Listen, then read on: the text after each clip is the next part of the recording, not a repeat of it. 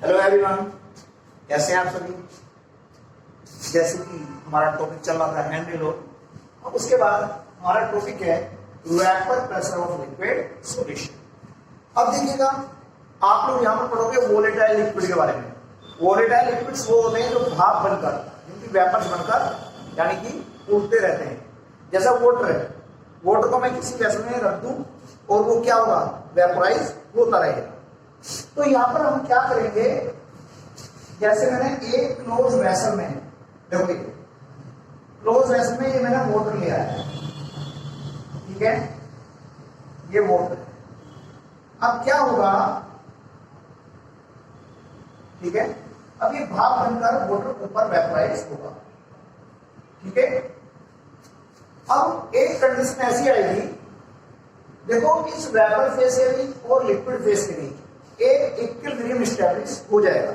Equilibrium establish का मतलब ये है, जितना अमाउंट वाटर का गैसीय स्टेट में कन्वर्ट होगा, सेम उतने ही टाइम में उतनी ही वेपर कंडेंस होकर लिक्विड स्टेट में कन्वर्ट हो जाएगी। क्लियर। तो यहां पर इस कंडीशन में, इक्विलिब्रियम स्टेट में, इस वेपर फेज के द्वारा लिक्विड फेज के ऊपर एक प्रेशर अप्लाइड होगा, जिसे हम वेपर प्रेशर के नाम से जानते हैं। क्लियर हुआ ना। तो आप सभी यहां पर सबसे पहले हेडिंग डालेंगे वेपर प्रेशर, वेपर प्रेशर, ठीक है।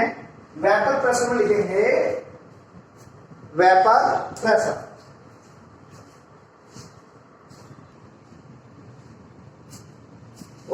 लिखेंगे वेपर प्रेशर की definition, the pressure exerted by the vapor, the pressure exerted by the vapor over the liquid phase, over the liquid phase,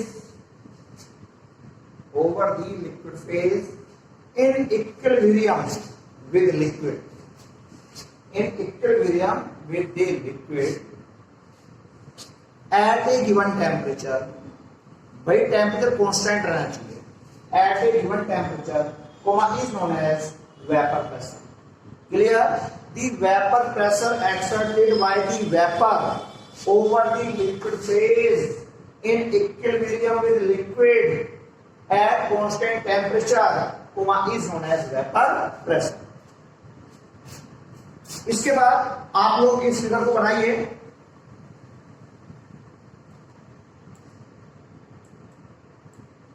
अब देखो इस तरह का जो सॉल्यूशन है बेटा, अब ये बात चल रही है सॉल्यूशन की, ठीक है।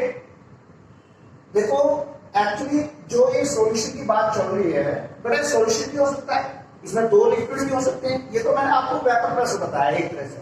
भाई वेपर प्रेशर यानी इसकी जो वेपर ऊपर जो वेपर से प्रेशर अप्लाई होता है, ठीक है। लेकिन देखो, तो इस तरह का सॉल्यूशन दो तरह का हो सकता है, ठीक है। तो फुल स्टॉप लगाकर न्यू लाइन से लिखेंगे, हाँ, the solution containing two components, the solution containing, the solution containing two components, two components. Number one, देखो क्या था, दो लिक्विड का यानी कि लिक्विड एंड लिक्विड, दो लिक्विड का सॉल्यूशन, दो लिक्विड से बना हुआ solution, liquid and liquid, liquid and liquid, ठीक है। Number two liquid and liquid, और number two solid and liquid, solid and liquid, ठीक है, सॉलिड एंड लिक्विड। जल्दी से नोट कीजिएगा।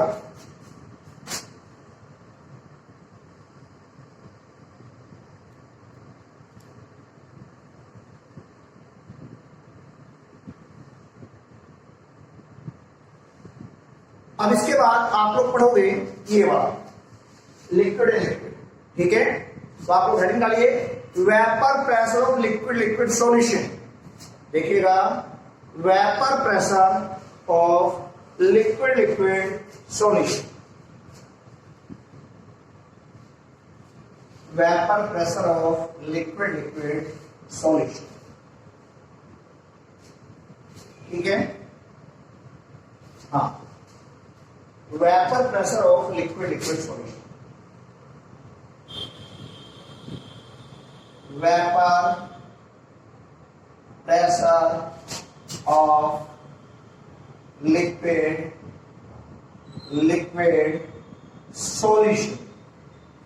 ठीक है, तो बेटा दो लिक्विड को मिक्स करने वाला हमने कोई सॉल्यूशन बनाया है, इस पर बेस्ड हमारा राउस लॉ। ठीक है, तो अब आप लोग इसमें सब डालें राउस लॉ,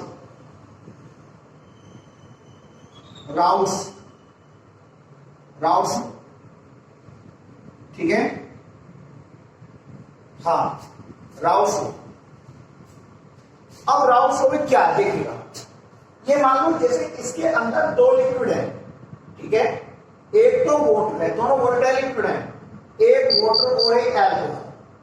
ध्यान सुनिएगा, दो वोलेटाइल लिक्विड है, जैसे मान लो water plus alcohol, water plus alcohol. ठीक है, वाटर प्लस एल्कोहल। अब दोनों वोलेटाइल लिक्विड है, दोनों की क्या वेपर बनेगी। तो जो वाटर की वेपर, पहले वाटर की वेपर की बात कर रहा हूं, जो वाटर की वेपर से जो प्रेशर अप्लाइड होगा वो तो है partial vapour pressure of water.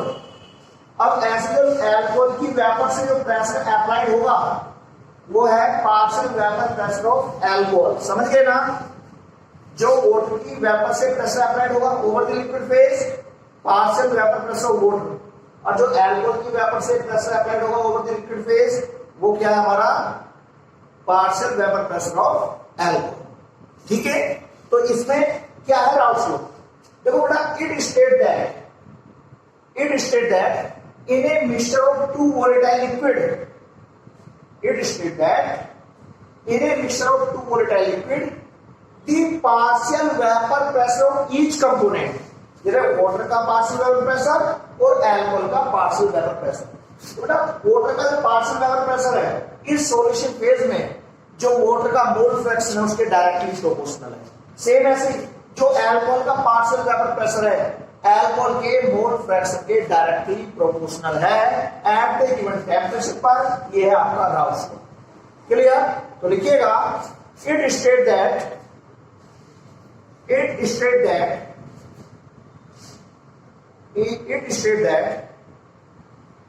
in a solution of two volatile liquid, it states that in a solution of two volatile liquid the partial vapor pressure of each component, the partial vapor pressure of each component, the partial vapor pressure of each component is directly proportional to its mole fraction in the solution, is directly proportional to its mole fraction in the solution at a given temperature, at a given temperature. Clear? दोबारा बोल रहा हूं, it states that in a solution of two volatile liquid the partial vapor pressure of each component is directly proportional to their mole fraction in the solution at a given temperature. अब देखो, जैसे मैंने इस liquid को तो मान ली, ये liquid A और बी के नाम से मैंने मान लिया। ठीक है, अब देखो, let a solution is formed by two volatile liquid,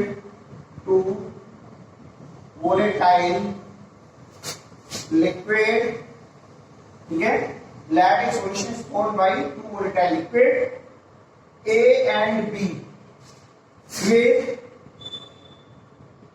mole fraction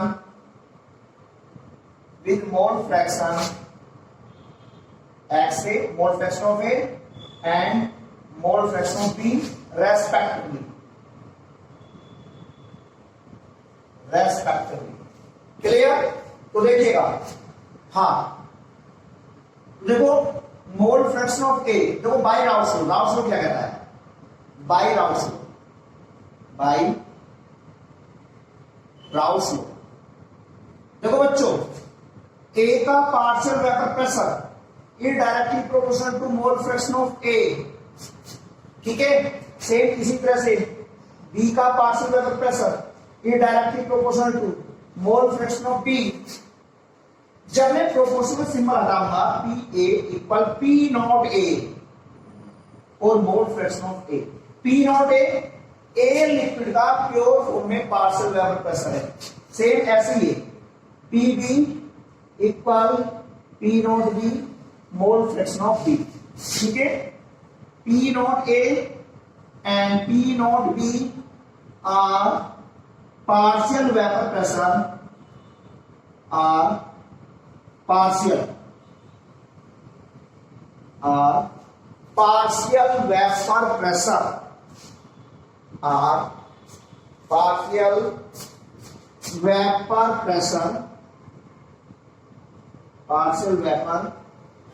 pressure, ठीक है। P naught A P naught B are partial vapour pressure of pure liquid A and B respectively,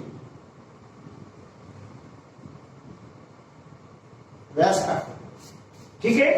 अब देखिएगा इसके बाद बच्चों Dalton's law of partial pressure क्या कहता है? Dalton's law of partial pressure by Dalton's law of partial pressure, बेटा Dalton's law of partial pressure क्या कहता है? Total pressure P total equal P A plus P B. आप जानते हो पी ए की वैल्यू ये रही P not A mole fraction of A, P not A mole fraction of A plus P B P not B mole fraction of B. देखो ये, ठीक है, पी टोटल की ये वैल्यू है। हम अब लेकिन हम इसे आगे भी एक्सपेंड कर सकते हैं, जैसे आप लोग जानते हो mole fraction of A mole fraction of B equal 1, ठीक है, इक्वल 1। तो बेटा मैंने क्या किया, ठीक है, जैसे यहां पर या ए की जगह या बी की जगह, चलो ए की जगह H mole fraction of A 1 minus mole fraction of B,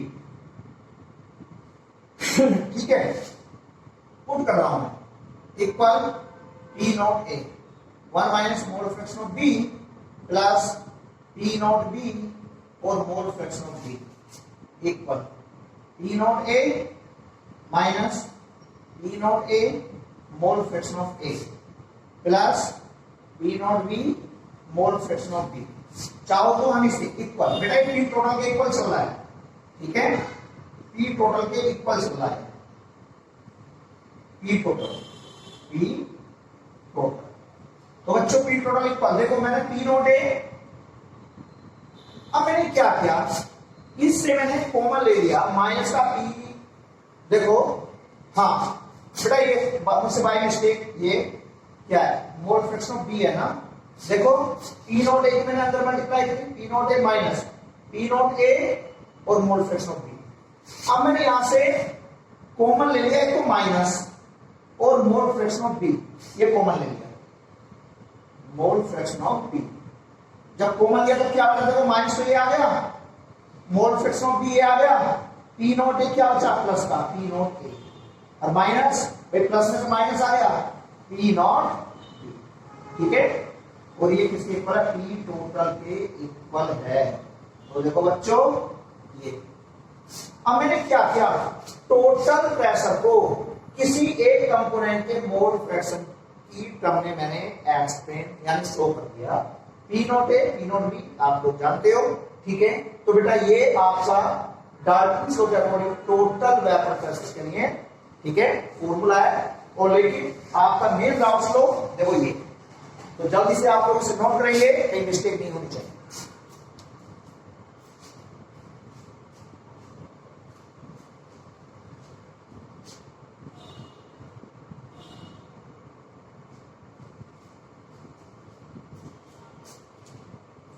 इसके बाद ठीक है, अब इसके बाद यहां हम ग्राफ शो में ग्राफ ड्रॉ करेंगे, ठीक है, देखिएगा यहां पे मैं ड्रॉ करूंगा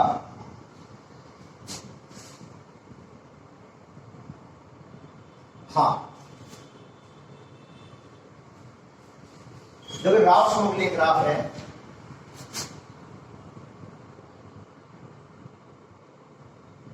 राउस लो के लिए देखिएगा। हाँ बच्चों, राउस लो एक क्लोज वेसल में अप्लाइड होगा, आप लोग इस बात को जानते हो। जैसे ये हमारा कंपोनेंट वन कंपोनेंट है और ये हमारा सेकंड कंपोनेंट है। देखिएगा, देखो बच्चों, जैसे मैं बात करूं, हाँ देखो मोल fraction of A equal 0, mole fraction of A equal 0। इधर मोल फ्रैक्शन इंक्रीज होने पर है, ये मोल फ्रैक्शन ऑफ ए की वैल्यू 1 है। ठीक है, यहां पर 0 है तो ये सॉल्यूशन में प्रेजेंट नहीं है, और यहां पर मोल फ्रैक्शन की वैल्यू ए की 1 है, तो यहां पर प्योर फॉर्म में ए। ऐसे यहां पर mole fraction of B equal 0 होगा, उधर mole fraction of B equal 1। क्यों, दोनों का सम बनाना चाहिए, 1 + 0 1 और 0 + 1 1। यहां पर तो ए लिक्विड प्योर फॉर्म में, यहां पर बी लिक्विड प्योर फॉर्म में। ठीक है, तो देखिएगा, जैसे कि मेरा ये P0 A, सॉरी ये ना, देखो ए के लिए ये वाला ग्राफ है। ठीक है, PA equal P0 A mole fraction of A. Same ऐसी है PB इक्वल P0 B और मोल फ्रैक्शन ऑफ बी। और देखो बच्चे, P टोटल है, P total PA plus P। ठीक है बच्चों, देखो ये हमारा P0 A है, sorry P0 B, sorry P0 B। क्यों, यहां पर B कंपोनेंट प्योर फॉर्म में है। क्यों, एक्स बी कंपोनेंट का मोल फ्रैक्शन 1 है, तो प्योर फॉर्म में B कंपोनेंट है, A तो प्रेजेंट नहीं है, मोल फ्रैक्शन की वैल्यू 0 है, तो P0 B, तो ये होगा आपका P0 A, P0 A। तो जल्दी से आप राउस लो के बाद इस ग्राफ को भी नोट करें, बनाइए। ठीक है,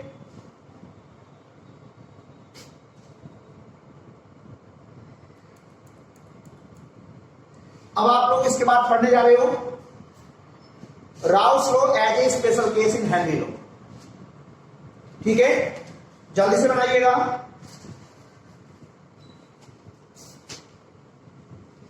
हाँ, Raoult's law as a special case of Henry law. देखिएगा,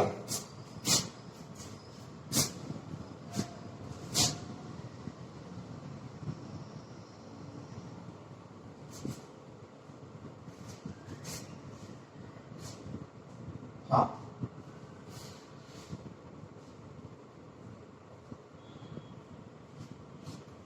देख, राउस लो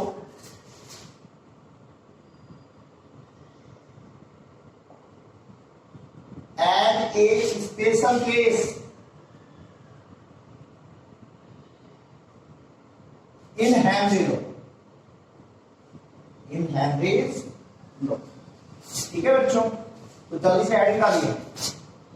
देखो हेनरी लो क्या कहता है, by Henry law, by Henry's low.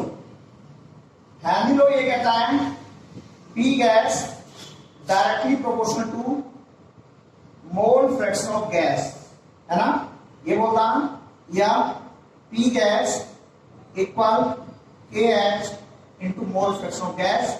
Equation number 1। Raoult's law क्या कहता है, बाई राउस लो जैसे एक कंपोनेंट के लिए लेकर चल रहा हूं, PA directly proportional to mole fraction of A, या PA इक्वल P0 A और मोल फ्रैक्शन ऑफ A। इसे इक्वेशन नंबर 2। देखो बच्चों, in both equation partial fraction of gas and any volatile component is directly proportional to their mole fraction in the solution।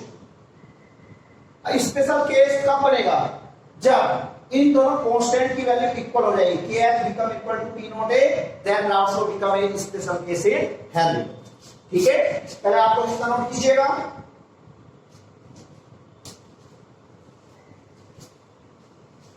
पहले आप इतना note करें।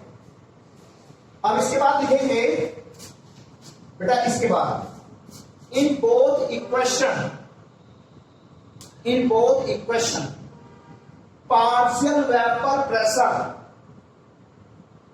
इन both equation partial vapour pressure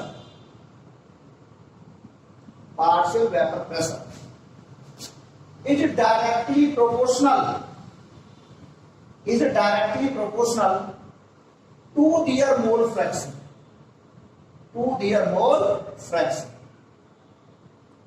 So if KH become equal to P naught A, if KH Henry law constant, if KH become equal to P naught A, then Henry law will be in a special case of Rao's law, या then Rao's law will be in a special case of Henry law. ठीक है, then Rao's law will be in a special case of Henry. समझ लेना बच्चों। तो बेटा जल्दी से आप हमारे चैनल को लाइक करें, सब्सक्राइब करें और अपने फ्रेंड्स को शेयर करें। ओके।